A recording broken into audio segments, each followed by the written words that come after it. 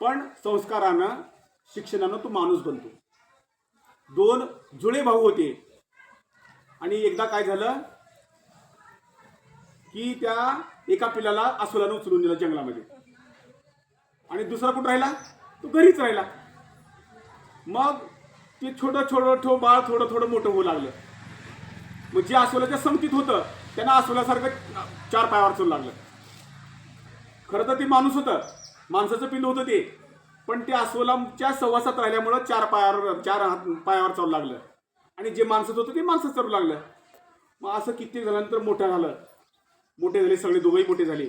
पण ते जंगलातलं मात्र त्या पशुसारखंच अस्वलासारखंच त्याचं खाणं वागणं बोलणं सुरू झालं आणि हे माणूस असणारा माणसासारखा व्हायला लागला. जेव्हा हा मोठा झाला, राजा शिकारीला गेला, त्यानं पाहिले की अस्वलाच्या कळपामध्ये एक माणसासारखा प्राणी दिसू लागला आणि राजानं त्याला शिकार न करता त्याला पकडलं, त्याला बांधून आणलं. माणसातनी यायला तयार नाही. मग जेव्हा लक्षात आलं की लहानपणी एका अस्वलानं एका बाळाला उचलून नेलं होतं, तेव्हा त्याची ती कटिंग वगैरे केलं, हळूहळू माणसात ठेवले आणि कालांतरानं 5-10 वर्षानंतर तो सुद्धा माणसासारखं बोलू लागला, राहू लागला.